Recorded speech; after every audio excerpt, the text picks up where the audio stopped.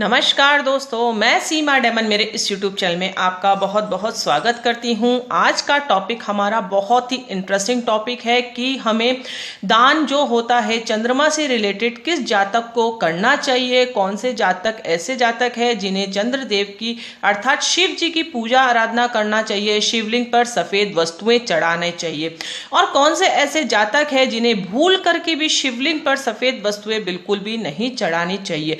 99.9% जातक ऐसे हैं जो सावन माह में शिवरात्रि पर ऐसी गलतियां कर बैठते हैं जिससे उन्हें जीवन में फिर नेगेटिव रिजल्ट प्राप्त होता है। अक्सर हम देखते हैं कि जब भी हम शिव जी की पूजा आराधना करते हैं तो उनका दूध और दही से तो अभिषेक अवश्य ही करते हैं। उसके बाद हम अक्षत भी चढ़ाते हैं और कई बार हम सफ़ेद मिठाई भी चढ़ाते हैं और सफ़ेद वस्तुएं भी उनके ऊपर चढ़ाते हैं, सफ़ेद वस्त्र भी चढ़ाते हैं।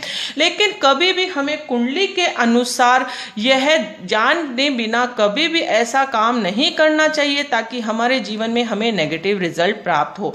आज मैं आपको इस वीडियो में बाय प्रूफ ये बताना चाहूंगी कि चंद्रमा से रिलेटेड किन किन जातकों को दान करना चाहिए, कौन से जातकों को शिव जी की पूजा अवश्य करनी चाहिए और कौन से जातकों को शिव जी की पूजा तो वह कर सकते हैं, उनके अचूक मंत्रों का जाप कर सकते हैं, लेकिन शिवलिंग पर सफेद वस्तुएं बिल्कुल भी नहीं चढ़ानी है उन्हें।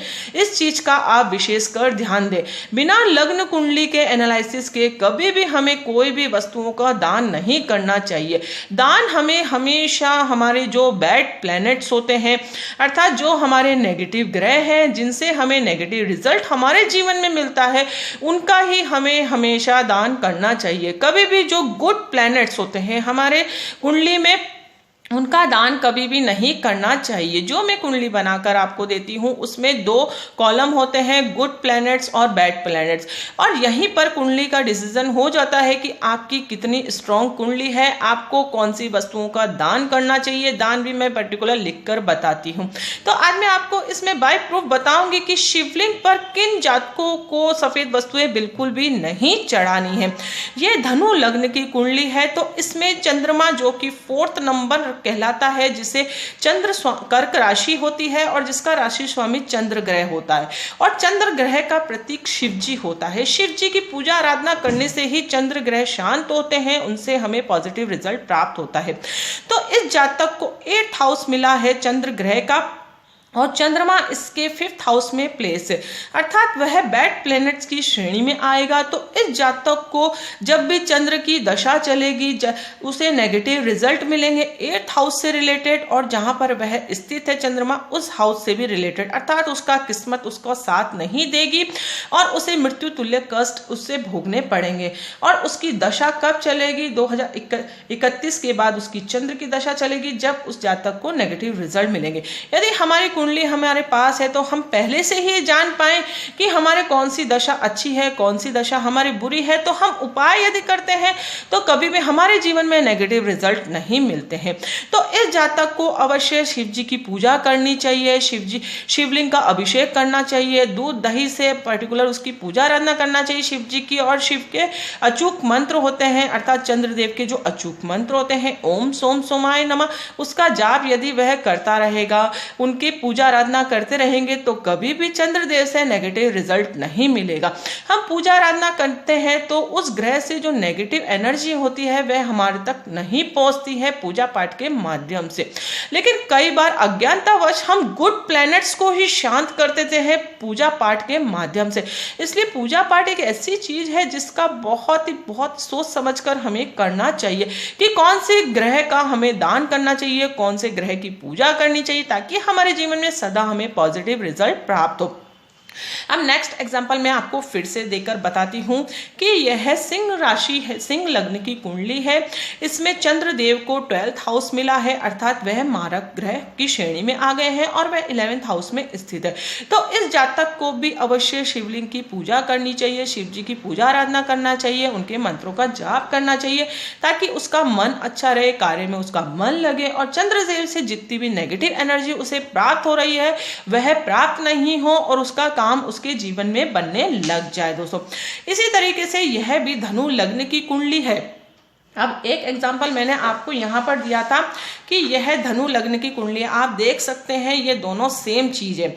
यहाँ पर भी 12th हाउस मिला है इसे, 8th हाउस मिला है चंद्रदेव को, और यहाँ पर भी चंद्रदेव को 8th हाउस मिला है। लेकिन प्लेसमेंट के उससे और एक राजयोग बनने के कारण चंद्रदेव यहाँ पर योग कारक अर्थात गुड प्लैनेट्स की श्रेणी में आ गए हैं। कैसे आ गए हैं मैं आपको समझाती हूँ कि चंद्रदेव नीच राशि में स्थित होते हैं। हर ग्रह का उच्च राशि अलग होता है, नीच राशि में एक पर्टिकुलर राशि होती है जिसमें उच्च और नीच के वह हो जाते हैं। उसके ऊपर भी मैंने वीडियो बना रखा है, आप देखकर जान सकते हैं। तो चंद्रदेव हमेशा 8th राशि अगर स्थित हो गए तो वह नीच के हो गए, तो वह सदा नेगेटिव रिजल्ट देंगे जब तक कि उनका नीच भंग नहीं हो जाता है। अर्थात किसी भी गुड प्लैनेट्स मंगल की जो दृष्टि है उनके ऊपर पड़ेगी तो वह उस जातक को, चंद्रदेव को कभी भी नीच का कार्य नहीं करने देगा। तो यह इस यहाँ पर मंगल की चौथी दृष्टि इस घर पर पड़ रही है तो चंद्रमा का नीच भंग हो गया है। तो इस स्थिति में वह योग कारक ग्रहों की श्रेणी में आ गया है।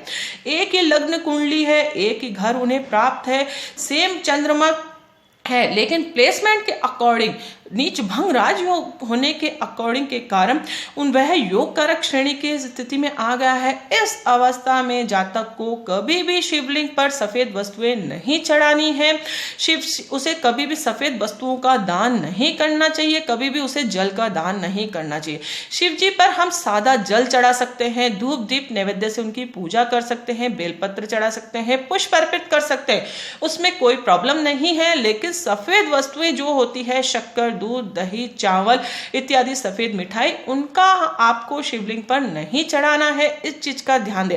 अब जातक ने बिना कुंडली एनालिसिस करवाई, उसे पता ही नहीं है कि चंद्रमा उसके गुड प्लैनेट्स है कि बैड प्लैनेट्स है। जब भी सावन माह आता है, शिवरात्रि आती है, या वह सोमवार का व्रत भी करता है, या वह शिव जी के मंदिर भी जाता है, तो वह हमेशा यही सोचकर जल अभिषेक करता है, दूध अभिषेक करता है, दही का अभिषेक करता है कि उसे चंद्रमा से अच्छा रिजल्ट प्राप्त हो। लेकिन उसे नेगेटिव रिजल्ट प्राप्त होगा। क्यों? जो चंद्रमा की पॉजिटिव एनर्जी उसको प्राप्त होनी चाहिए, उसे तो वह पूजा पाठ के माध्यम से उसने शांत कर दिया, उससे वह पॉजिटिव एनर्जी प्राप्त ही नहीं कर पा रहा है। फिर जातक को यह एहसास होता है कि मैं इतनी पूजा पाठ करता हूँ, इतना भगवान का ध्यान करता हूँ, फिर भी मुझे नेगेटिव एनर्जी क्यों प्राप्त होती है। फिर हम भगवान को ही कोसने लग जाते हैं कि हे ईश्वर, मैं आपकी इतनी आराधना करता हूँ, फिर भी मेरे जीवन में क्यों दरिद्रता है, मेरे जीवन में क्यों दुख है। वह आपकी अज्ञानता के कारण है। आपने कभी भी कुंडली का एनालिसिस नहीं करवाया, बिना कुंडली जाने आपने पूजा पाठ कर ली। तो इसी तरीके से सभी ग्रहों के बारे में मैं आपको पूरी जानकारी दूंगी। हर प्लैनेट्स का एक अपना रोल होता है हमारी कुंडली में कि वह हमारे जीवन में क्या पॉजिटिव रिजल्ट दे रहा है, कौन सा नेगेटिव रिजल्ट हमारे जीवन में कौन से ग्रह से मिल रहा है, ताकि हम उसे शांत कर सके और हम उसको पॉजिटिव बनाकर हमारे जीवन में अच्छे रिजल्ट प्राप्त कर सके।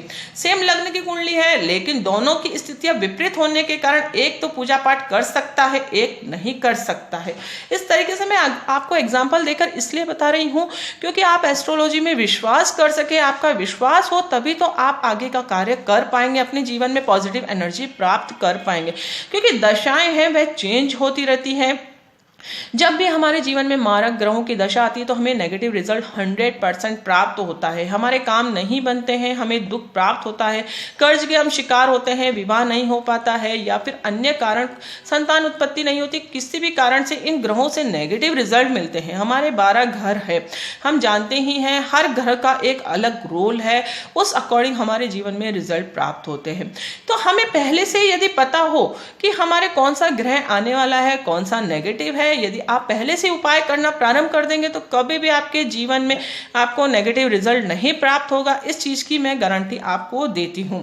अब ये मीन लग्न की कुंडली है, इसमें इसको त्रिकोण भाव का स्वामी मिला है, अर्थात कर्क चंद्रमा को त्रिकोण का स्वामी, इसको 5th हाउस मिला है जो कि अच्छा है, गुड प्लैनेट से, लेकिन उसका प्लेसमेंट यहाँ पर स्थित है, अर्थात वह बहुत ही अच्छा ग्रह हो गया। चंद्रमा उसके योग कारक ग्रह है। तो इस जातक को कभी भी सफेद वस्तुओं का दान नहीं करना है, शिवलिंग पर सफेद वस्तुएं नहीं चढ़ानी है। मैं आपको बाकायदा लिखकर भी बताती हूँ, जब उपाय करवाती हूँ तो शिवलिंग पर सफेद वस्तुएं नहीं चढ़ानी है। हर चीज का सॉल्यूशन मैं आपको कुंडली के माध्यम से बताती हूँ। अब ये कर्क लग्न की कुंडली में है तो चंद्रमा सदा योग कारक रहेगा, क्योंकि वह खुद ही लग्न का स्वामी है और उसका प्लेसमेंट 7th हाउस में है, तो 7th हाउस से अच्छा रिजल्ट देगा कर, और वह उसके 1st हाउस से अच्छा रिजल्ट देगा क्योंकि उसकी दृष्टि भी वहां पर पड़ रही है। तो इस जातक को वह गुड प्लैनेट्स की श्रेणी में आ गया है चंद्रमा। तो कभी भी शिवलिंग पर सफेद वस्तुएं नहीं चढ़ानी है। शिवलिंग का वह नमन, शिव जी का वह नमन कर सकता है, मंत्रों का जाप कर सकता है, सादा जल चढ़ा सकता है, धूप दीप नैवेद्य से पूजा पाठ कर सकता है, लेकिन सफेद वस्तुएं भूल करके भी नहीं चढ़ाना है और जल का दान नहीं करना है। अक्सर हम प्याव लगा देते हैं मंदिर में या फिर हम दान दे देते हैं पानी का, तो उससे भी दान नहीं करना है अज्ञानतावश। दान एक ऐसी चीज है, हमेशा नेगेटिव ग्रहों का ही दान हमें हमारे जीवन में करना चाहिए। इस चीज का आपको विशेषकर ध्यान देना है। अब ये तुला लग्न की कुंडली है, इसे 10th हाउस प्राप्त है, चंद्र ग्रह को सबसे अच्छा घर इसे प्राप्त है। तो कभी भी जातक को शिवलिंग की पूजा में सफेद वस्तुएं नहीं चढ़ानी है। शिवरात्रि पर, सावन माह में या सोमवार को या कभी भी वह मंदिर जाता है तो उसे केवल हाथ जोड़कर नमन करना है, उसे सफेद वस्तुएं नहीं चढ़ानी है। भले ही वह मारक हो गया है क्योंकि उसका प्लेसमेंट यहाँ पर है, 6th हाउस में उसका प्लेसमेंट है, तो वह बैड प्लैनेट्स की श्रेणी में आ गया है, 100% बैड है, उसे नेगेटिव रिजल्ट दे रहा है, फिर भी उसे दान नहीं करना है।